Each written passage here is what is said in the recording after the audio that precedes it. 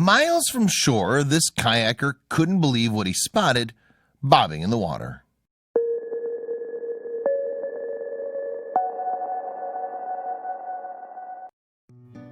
If you've ever visited the Florida Keys, then you know how packed they are with diverse wildlife.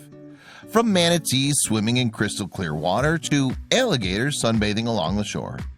It's hard to be too surprised by anything that might appear.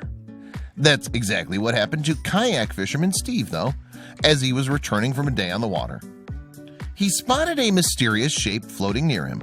With more than 4 miles to go before making it back to shore, Steve decided to investigate. What he found was more bizarre than he ever could have imagined. Steve was an experienced kayak fisherman with his own YouTube channel, living in the Florida Keys, who thought he'd seen everything.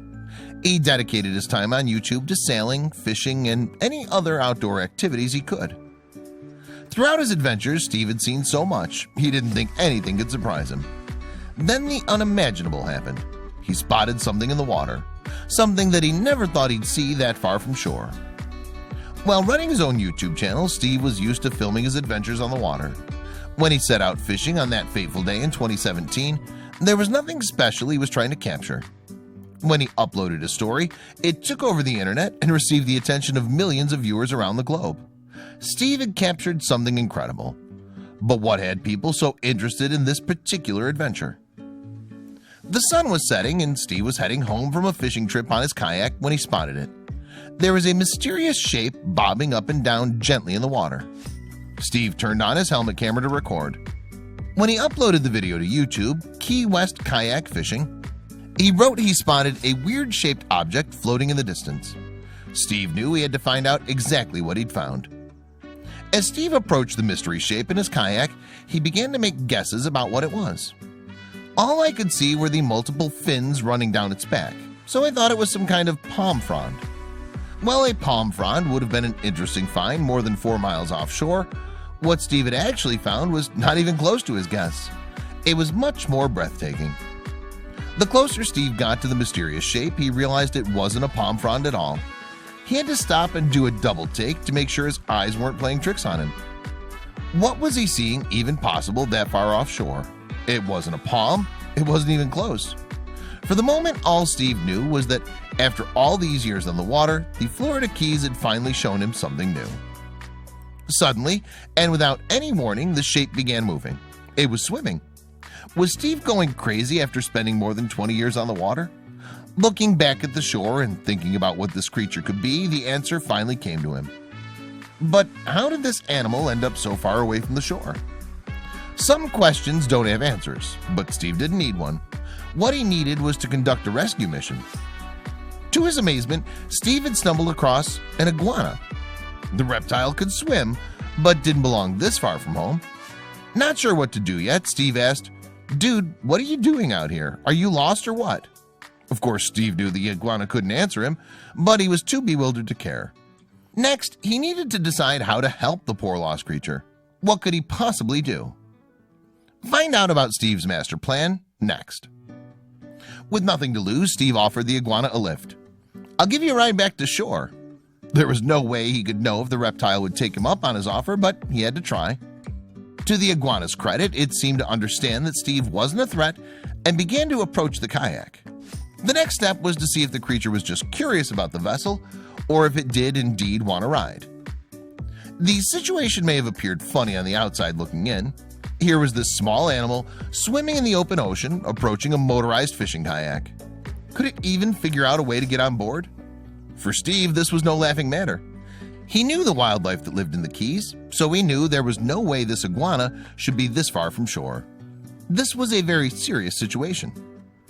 Seeing an iguana swimming so far out in the ocean would have been head-scratching to most people. Steve had his ideas about what happened, though. "I've seen plenty of iguanas swimming around the islands, but never went out that far. Most likely because of the king tides that are occurring, it got caught in one of the swift outgoing tides and got pushed out to sea." And with that knowledge, Steve knew he needed to act fast. If you don't know what a king tide is, it's what happens when major storms flood streets. The water washes away back to the ocean, creating a much higher tide than usual. At the time this iguana was washed out to sea, Florida had just been hit by a storm. When the floodwater rushed through the reptile's habitat, the current would have been too strong for him to swim against. Steve had offered the iguana a ride back to shore. Now it was up to the reptile to accept the offer or not. The fisherman hoped that the animal would, because otherwise it would stand very little chance of survival. He wrote, most likely the iguana would have died out there, as the current that far out would most likely push it east with very little chance of coming back inshore. The iguana swam from the front of the kayak to the back, searching for a place to grab on and climb aboard. When it found a spot, it reached up, but it was too exhausted to successfully grip. Unable to pull itself to safety, Steve needed to give the iguana a helping hand without scaring it off. There was no way to know if the animal trusted Steve or not, so any move he made had to be done with caution. Luckily for Steve, right next to him was his paddle. He reached for it and carefully positioned it in the water under the iguana. Now the reptile had a place to stand while it navigated its way onto the kayak. It was clear the animal was exhausted. Who knows how long it would have lasted floating alone in the open ocean before Steve came along. Standing on the paddle, the iguana took a moment to catch its breath.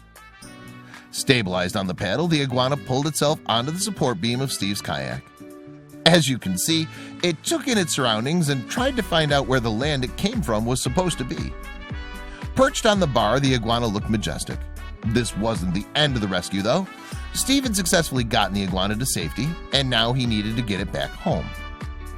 After a bit, the iguana moved to the cooler on the back of the kayak, ready for the journey home.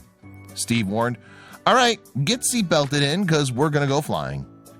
Remember, Steve's kayak was motorized, and he was more than 4 miles from shore. With the sun setting, he wanted to make sure he got the iguana home while it was still light out so he could find out where it came from. Steve turned on his engine, unsure if it would frighten the iguana away. Thankfully, it didn't, and the two were headed back to Florida together. Every now and then, Steve would look back to make sure his new friend was okay. Not only was the iguana okay, it looked like it was genuinely enjoying the ride and watching the sunset. It must have known how lucky it was, and it was now taking in every moment of life it had. Somehow, against all odds, the iguana stayed with Steve all 4 miles back to shore. He was stunned and blown away. How was this even possible? Looking back, Steve recollected, it was pretty cool to see the iguana trust me enough. Sure enough, the reptile trusted Steve more than anyone it had probably ever encountered.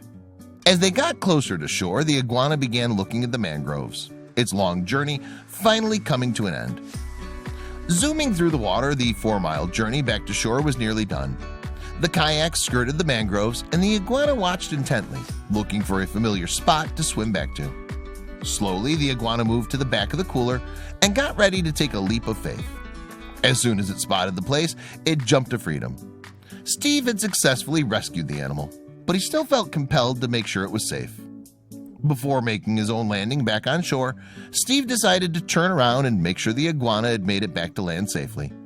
He searched through the mangroves near where it had jumped off the boat. Before long, Steve saw a familiar face stare back at him. The reptile was hanging onto some branches with an iron grip. After the long day it had just been through, it's hard to blame it for clinging on for a little extra safety.